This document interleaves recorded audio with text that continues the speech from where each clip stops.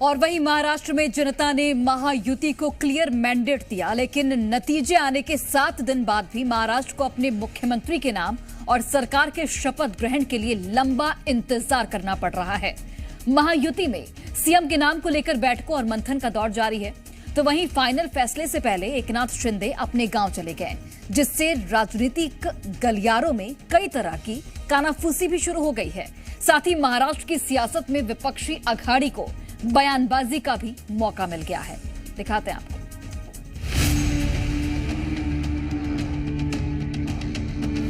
शिवाजी महाराज की जय भवानी, जय भवानी।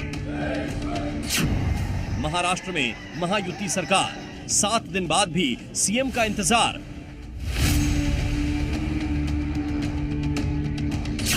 महाअघाड़ी का हमला जारी, सत्ता में अब किसकी बारी?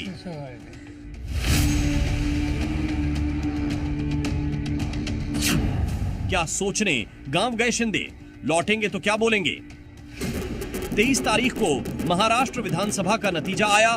भारी बहुमत के साथ महायुति ने सत्ता में वापसी की, लेकिन नतीजों के 6 दिनों बाद भी महायुति की तरफ से मुख्यमंत्री के चेहरे पर फाइनल फैसला नहीं हो सका है। दिल्ली में देर रात तक अमित शाह के घर पर सीएम पद और मंत्रिपरिषद को लेकर मंथन हुआ, लेकिन नतीजा नहीं निकल सका। सीएम पद पर फाइनल चेहरे के लिए मुंबई में महायुति की फिर से बैठक होनी थी, लेकिन ऐन मौके पर बैठक के रद्द होने की खबर आई। जानकारी मिली कि एकनाथ शिंदे अचानक सतारा रवाना हो गए। महायुति की बैठक को 2 दिनों के लिए टाल दी गई और अब सीएम पद कई उहापोह में बयानबाजियों का दौर भी शुरू हो चुका है। महाअघाड़ी सीएम फेस के कंफ्यूजन पर ठाकरे गुट वाली शिवसेना सवाल उठा रही है, तो शिंदे गुट की शिव करारा जवाब दे रही है। शिवसेना के 2 धड़ों के दोनों संजय आमने सामने हैं। पूरा बहुमत होने के बावजूद महाराष्ट्र को मुख्यमंत्री क्यों नहीं मिल पा रहा है? यहाँ जो केयर टेकर मुख्यमंत्री है वो गांव में जाकर बैठे हैं। कब शपथ लेंगे, कौन मुख्यमंत्री होगा, इस बारे में किसी के पास जानकारी नहीं है। क्यों हो रहा है ये? देखो, संजय राउत का कहने का कोई मतलब नहीं है। संजय राउत ये बकवास आदमी है। वो जो भी कहेगा उसके दिमाग पे पहले तो उसका ही असर हुआ है। उनको जो हार हुई है उसमें से वो बाहर निकल नहीं पा रहे। शिंदे साहब जो भी डिसीजन लेते हैं बड़े सोच विचार करके लेते हैं। आपने देखा होगा, सत्ता होने के बावजूद भी उन्होंने जो उठाव किया था, कांग्रेस राष्ट्रवादी छोड़ने की जो बात की थी, आज वो सक्सेस हो चुकी है। शिंदे के बारे में उन्हीं की पार्टी के नेता कह रहे हैं कि शिंदे को जब भी कोई बड़ा फैसला लेना होता है तो वो अपने गांव चले जाते हैं। ऐसे में महाराष्ट्र के सीएम पद को लेकर जारी सस्पेंस के बीच शिंदे का गांव जाना सियासी गलियारों में चर्चा का विषय बन गया है।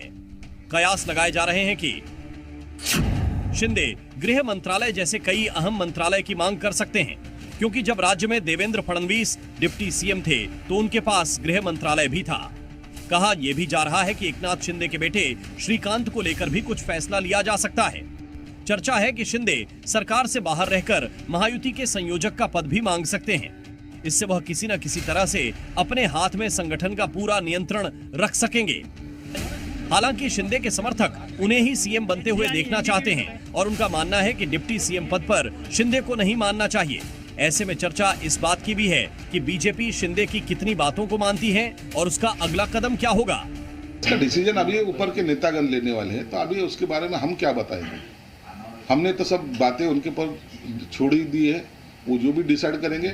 लेकिन मेरे जानकारी के तहत मंडे के दिन उनके कोई निरीक्षक आने वाले, जहाँ गठनेता का चुनाव होता है तो इसके मायने वो टेंटेटिवली वो सीएम पद का चेहरा बना जाता है।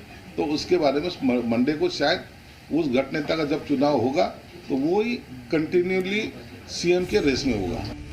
दूसरी तरफ बीजेपी जल्द ही अपने विधायक दल के नेता का ऐलान करने की तैयारी में है, जिससे सरकार गठन का रास्ता साफ हो सके। साथ ही महाराष्ट्र में तीसरे विकल्प की चर्चा भी जोरों पर है, जिस तरह राजस्थान और मध्य प्रदेश में देखने को मिला था। बहरहाल 26 नवंबर को ही महाराष्ट्र असेंबली की तारीख पूरी हो चुकी है।